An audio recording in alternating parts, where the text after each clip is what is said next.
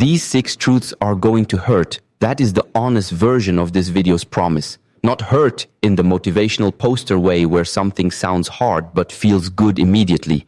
Hurt in the way that genuine clarity hurts the moment you see something true that you have been successfully avoiding, and the avoidance ends, and now you have to decide what to do with what you know. Most people who encounter Stoic philosophy want the calm without the confrontation. They want the equanimity without the excavation that produces it. And that is exactly why it does not work for them. There is one truth on this list, the 4th one that I have watched, stop people completely. Not because it is complicated, because it is the one that removes the last comfortable excuse most people are still holding. I will tell you exactly what it is when we get there. For now, type one word in the comments that describes what you most want to be free from. Just one word. We will come back to it.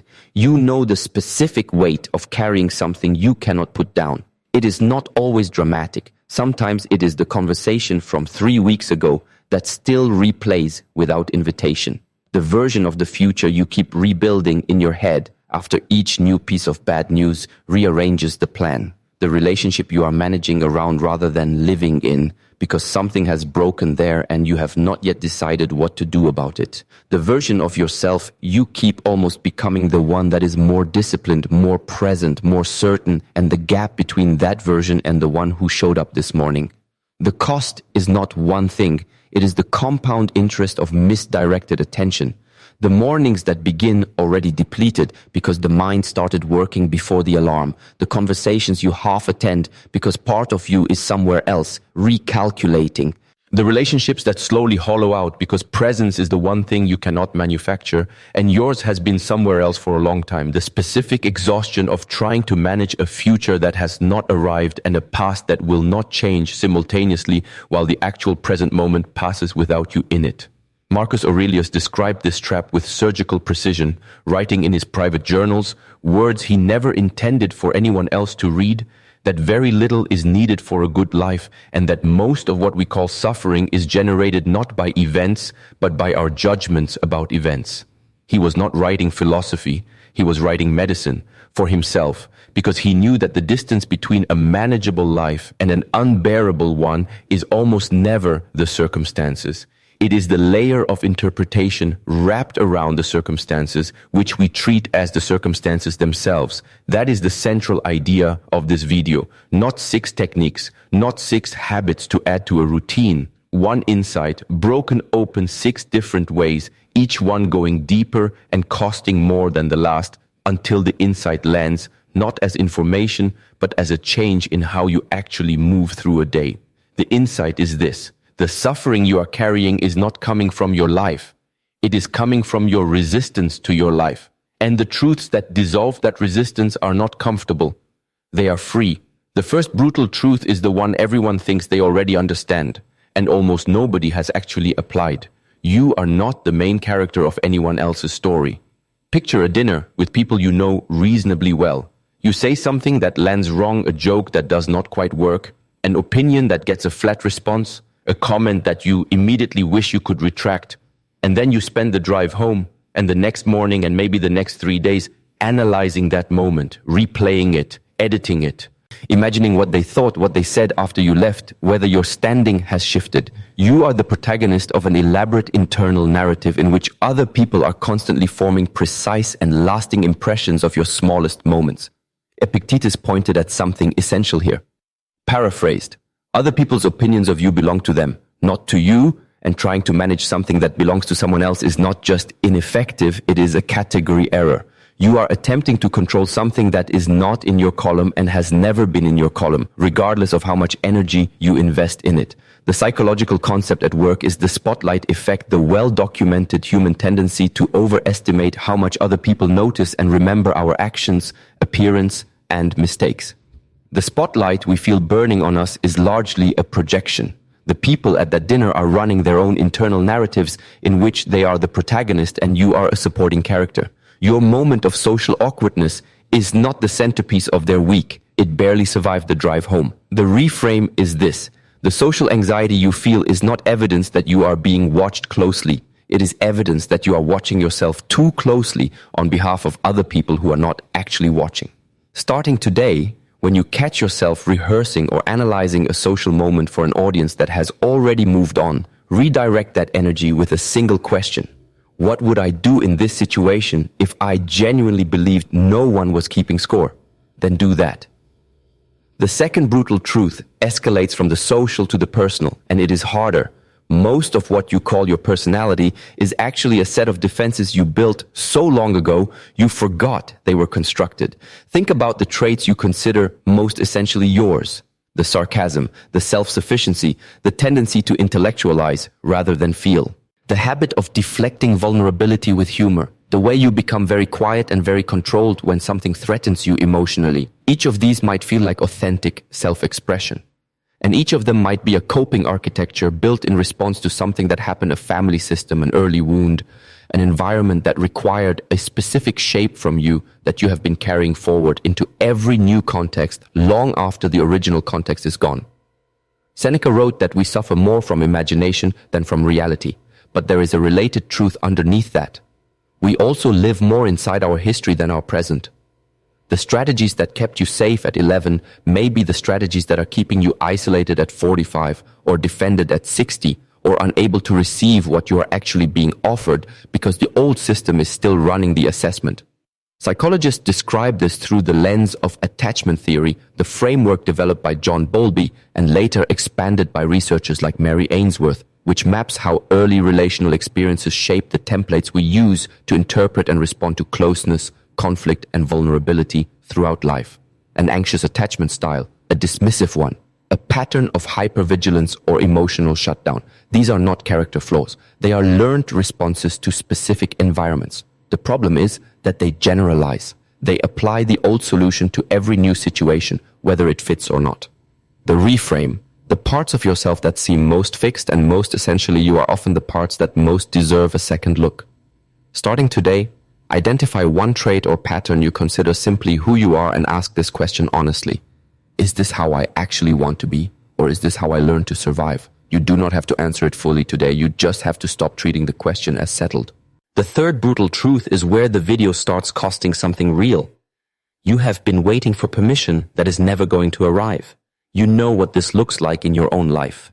The thing you are not doing yet, the project, the conversation, the change, the risk that is waiting for some condition to be met first, waiting until the timing is better, until the situation is more stable, until you feel more ready, until someone acknowledges that the thing you want is legitimate, that the path you are considering is reasonable, that the version of yourself you are trying to become is okay to pursue.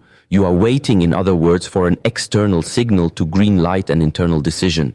And the signal is not coming. Not because you are unworthy of it, because it does not exist. That is not how permission works for adults. Marcus Aurelius returned to this again and again in his private writing.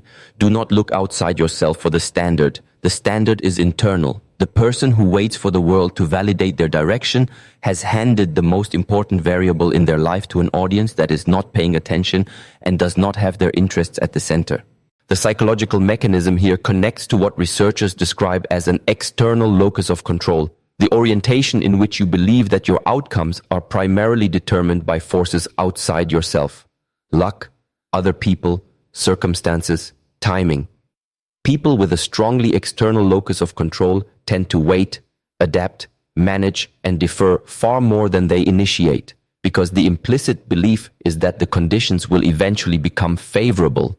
The problem is that favorable conditions are not a prerequisite for action. They are frequently a consequence of it. Here is the counterintuitive part. The permission you are waiting for is not something someone else can give you.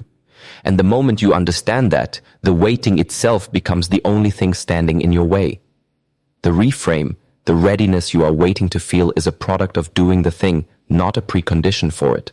Starting today, name one thing you have been waiting to feel ready for. Then identify the single smallest action that moves toward it and do that today in the state of unreadiness you are currently in. If you have made it this far, you are doing something that most people who click on a video like this do not actually do. You are staying with the discomfort instead of looking for the exit. That matters. It is also exactly the kind of evidence that you are ready for what comes next. If this has been landing for you, if any of these truths has touched something real, hit the like button now, not as a formality, as a way of telling yourself you are taking this seriously. And the fourth truth is coming. The one I told you at the beginning would remove the last comfortable excuse. It is the sharpest thing in this video. Keep going. The fourth brutal truth is the one that breaks people open, and I want to say it plainly before I explain it.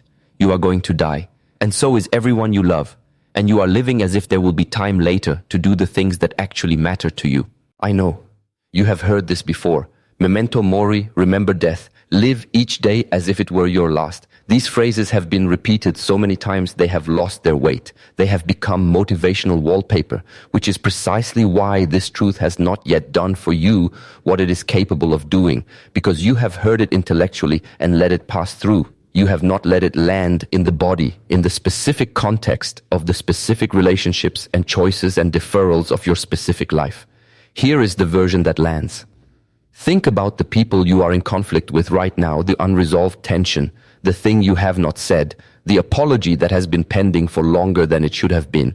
Now hold the genuine possibility that you do not get to fix it, not because you chose not to, but because time ran out before you got around to it. That conversation you keep almost having. Gone, not delayed, gone. How does your relationship to the conflict change when infinite time is removed from the equation?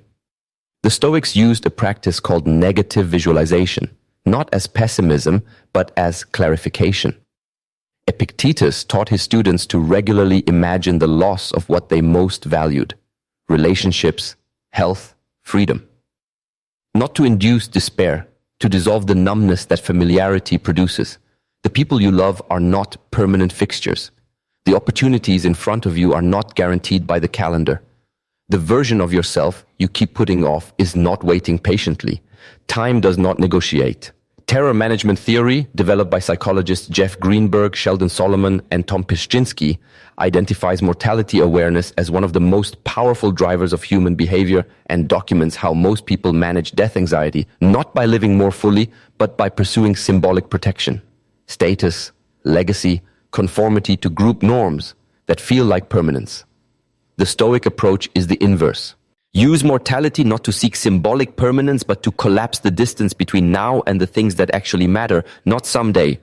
Now, the reframe, the urgency you feel when you really sit with mortality is not anxiety. It is clarity. It is your actual priorities emerging from underneath the noise of everything that felt urgent but was not. Starting today, ask yourself one question and answer it honestly. If I knew that this specific chapter of my life, not some abstract future version, but this one right now was coming to an end in 3 months, what would I stop wasting time on and what would I stop waiting to begin? Do not just think it. Write it down. The writing makes it real in a way the thought does not. The fifth brutal truth is the sharpest interpersonal truth on this list, and it will create friction if you let it fully land. You cannot love someone into changing, and the attempt is costing both of you the relationship you actually have. You know the person. You may be the person, the one who cares enough about someone to stay close while steadily hoping they will become a different version of themselves, more emotionally available, more responsible, more aware of how their behavior lands.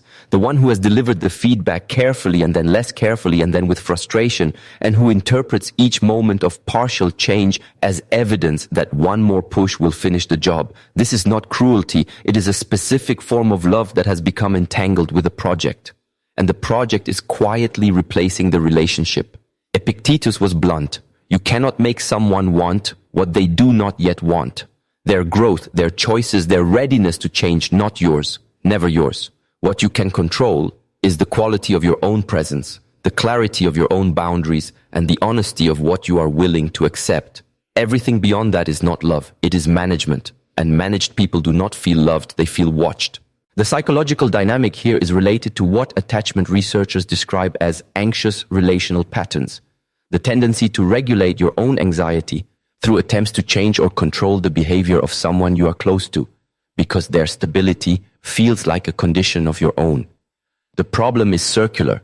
The more you manage, the more the other person either resists or performs, and neither produces the genuine change you are hoping for.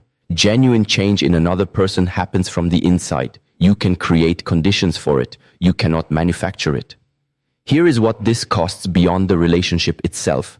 Every hour you spend trying to change someone who has not chosen to change is an hour you are not spending on your own development. Not metaphorically, literally. The energy is finite. The project of changing other people is bottomless. And the most devastating version of this truth is that the person you were most trying to change may have been perfectly capable of growing, just not while being managed. The reframe, releasing the project of changing someone, is not abandonment. It is the return of respect to them for their own process and to yourself for your own life. Starting today, identify one relationship where your mental and emotional energy is disproportionately organized around someone else's growth or behavior. Ask whether your involvement is genuinely helping or whether it has become a way of managing your own anxiety at their expense. Then take one concrete step back, not away from the person, but away from the project. The sixth brutal truth is the one that ties all five of the others together, and it is the hardest to sit with because it removes every remaining external target for the problem. The life you are not living is not being blocked by your circumstances. It is being blocked by your agreement to believe that it is. This is the paradox I promised at the beginning. Here is the full version of it. Every truth in this video points at the same thing from a different angle. The anxiety about what others think, not actually about them. The personality you call fixed, not actually fixed. The permission you are waiting for, not actually withheld by anyone. The time you are treating as infinite, not actually infinite. The person you are trying to change, not actually the source of your limitation. Strip away each of these comfortable external targets, and what is left is the one thing you have been most carefully avoiding looking at directly. You are the author of your own constraints, and you have been for longer than you would like to admit. Marcus Aurelius wrote, paraphrased, that the impediment to action advances the action. What stands in the way becomes the way. But there is a version of this truth that goes one level deeper. The impediment you have been most organized around is frequently not external at all. It is the story you are telling about the external, and the story is yours to revise. This is not a claim that circumstances do not matter. They do. Not everyone starts from the same position, and pretending otherwise is dishonest. But within the range of what you actually have the capacity to influence your attention, your interpretation, your choices about what to do next, the story you tell about your constraints is doing more to maintain them than the constraints themselves. The person who believes they are trapped moves like someone who is trapped. The person who believes they have options moves like someone who has options. And the movement itself generates the evidence that updates the belief. The freedom this video promised you is not the freedom from difficulty.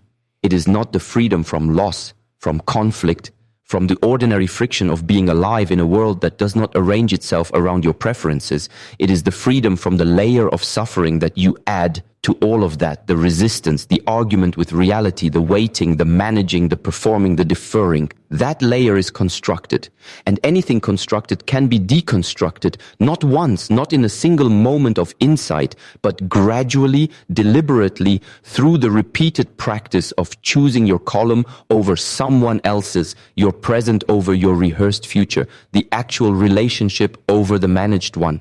Picture what a day looks like when all six of these truths have been integrated, not perfectly, not without friction, but genuinely and directionally.